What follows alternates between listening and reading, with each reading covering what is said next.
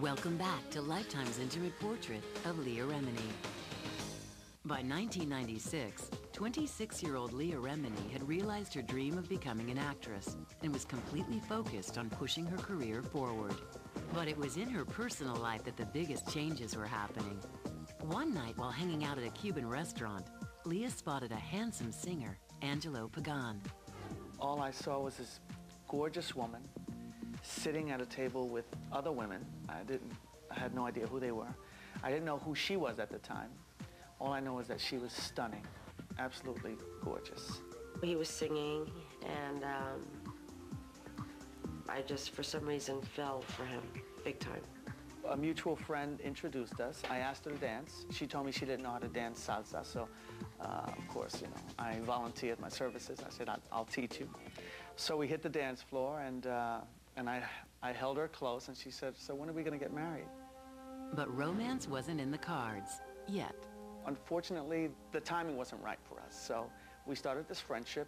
We were friends, and then, you know, we went through ups and downs, and it was not the easiest in the beginning, but I think that Angelo respected that I was a good friend to him, and I think that's what helped our relationship.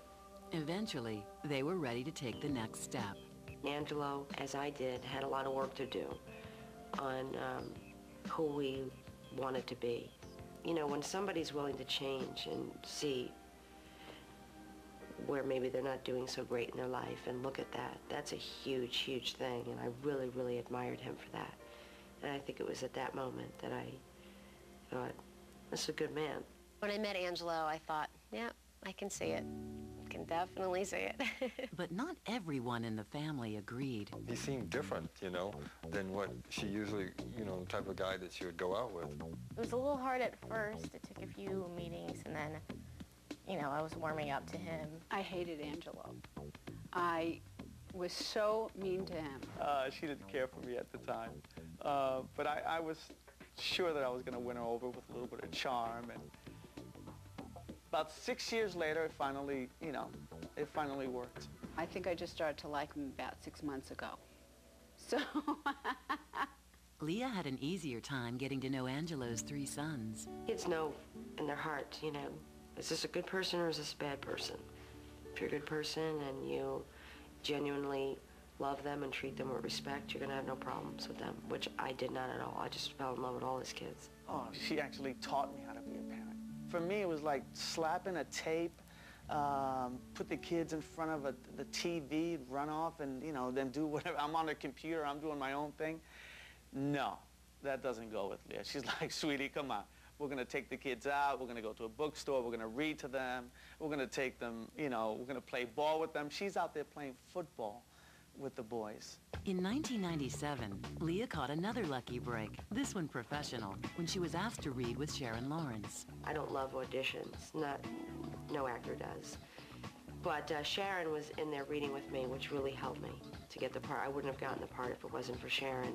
Fired Up was the story of a self-centered promotions executive and her personal assistant who get laid off and form their own business venture as equal partners. I thought it was a lot of fun. I loved it. That was her first really leading or co-leading role in a pilot for a major network, you know, and she'd really worked hard to get to that point. It's one of those shows that I thought is going to be on for 8 years. They had a lot behind it, and, but hey, show business works in mysterious ways, I guess.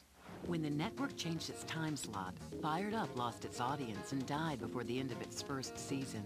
I don't know anything about television. We were all shocked that it was getting canceled. But in true television fashion, Leah was also the #1 choice at CBS for a starring role in yet another pilot, The King of Queens with Kevin James. It was from her part of the world. It was a comedy. It was working class comedy. It was something that she could have done easily, but she wasn't responding to it. I was mourning. I literally was in mourning. I was like, I'm not going to talk to anybody about any show. Saying to her, they really want you for this King of Queens thing. My agent said, you know, just get it together, take a shower, and get over there and meet Kevin James and the producers. Like, get over yourself. Leah went to the meeting, where she instantly bonded with Kevin James. What do you think, I'm an idiot? If you want me to lose weight, why don't you just come out and say it? We had like a little tiff in the room. Like we had, not like a fight, but like we had words that was kind of funny back and forth. She was raw. She was just, just herself, and actually that's why we hit it off. She was just very open about everything, and we just talked for a while and really hit it off, and she agreed to do the show. Leah was thrilled to do the show, but was also experienced enough to make some demands of her own. She very expressively said, I'm gonna look good, I'm gonna have a job, I'm gonna look pretty, I'm not gonna be like this, Queen's housewife. They said, they would do what she asked, and we did a pilot. As delivery truck driver Doug Heffernan and his secretary wife Carrie, Kevin and Leah had an undeniable on-screen chemistry.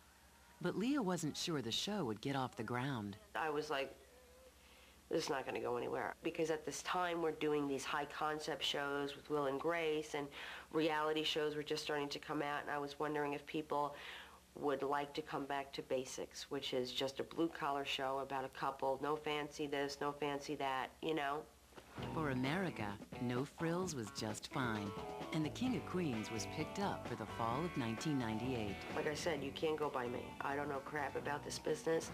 Next, Leah learns how to navigate stardom. We'll go out to eat and people are staring at her and she'll go, what are they looking at? I'm like, hello, you're on a TV show. And later, she shows her softer side. She just looked so gorgeous, and it was such a magical evening. When Lifetime's Intimate Portrait continues.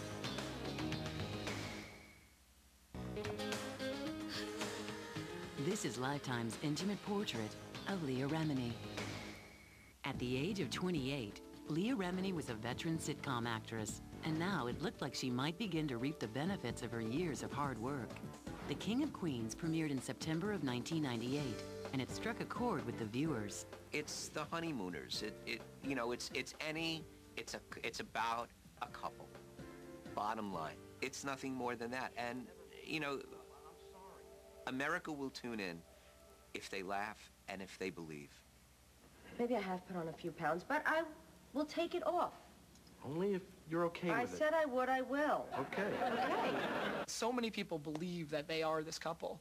It's a very relatable couple in a lot of ways. That's what I see in the show, is a real family, because real families do fight, and real families do have emotion towards each other, and if you didn't, you're just a robot. From the beginning, Leah and Kevin made a great comic team. As funny and as big, as he is and as huge, she really maintains the strength of the show by sort of holding down the fort and doing her jokes in kind of a smaller and more grounded way. And I think that the mixture of the two really creates an exciting dynamic. I think we're the best when we're in the smaller scenes, when we're on the couch together or in bed together, and we're just kind of talking there, and just I can tell when we're both laughing about something, and it's very hard for us to get through a take, that it's going to be a good scene. You wearing those? Outside? Yeah, why not? Well, because those are acid wash jeans, and it's 2003 out there. Adding a touch of magic to the mix was legendary comic Jerry Stiller as Carrie's father, Arthur, who lives in their basement. They have to put up with his peccadillos. They hate him, but they have to put up with him. And in the process, they're really waiting for him to pass. He has little jewels that he does that he doesn't tell anybody about until Friday night when we're taping the show in front of an audience. And he's just beyond brilliant. There would be no show if it wasn't for Jerry. What are you so upset about? I was just going to the movies. You see, that part's fine, just fine. The part I'm having a problem with, Dad, is the hookers. Look, the fact is, I was lonely. I just didn't want to go to the movies by myself. That's all there was to it. He didn't have to embarrass me in front of my host. Okay. Embarrass you? Excuse me, who'd they pepper spray? There is this undercurrent of love, the fiber optic that keeps us alive, We're always above water in that respect. Otherwise, I think people would turn it off. For Leah, The King of Queens was the best showcase yet for her talent. The beauty of Leah's work, I think, is that she's not afraid to say it the way it is. Whatever. She doesn't hold back. Okay, put your hands down before I smack him down. She doesn't apologize for what she says. And I think that's what grabs the audience. She comes to play every day with every scene that you write for her. There's this one great scene where Leah has tried to tried to put on her old wedding dress. You still look great. No, I don't. Doug, the day I wore this dress 3 years ago, that's the best I'm ever gonna look. It's all downhill from here. It's not downhill. Yes, it is. No, it's not. Yes, No. it is. There's a spontaneity between them that is remarkable. They're willing to take chances on the screen that I've never seen any husband and wife do, except the team called Schiller and Myra, who I happen to know personally. After nearly 10 years in the business, Leah was finally in a show that survived its first season. And somewhere along the way, she'd become a bona fide star. We'll go out to eat and people are staring at her and she'll go, what are they looking at? I'm like, hello, you're on a TV show. I have to reiterate and go, yeah, you're a star, you're a major star. And she just doesn't believe it, you know?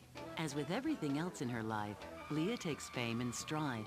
Not even the tabloids bother her, as long as she gets her say in one key area. As long as they have a good picture of me, I don't care. They can write whatever they want. They can spell my name wrong if they want to. I don't care about that. Just a good picture. I'll provide the art. All they have to do is call. Do you have a picture of you looking like this? I'll give it. I just want to look good. Next, the alarm goes off on Leah's biological clock. She took the test a couple of weeks later, and boom. When Lifetime's intimate portrait of Leah Remini returns.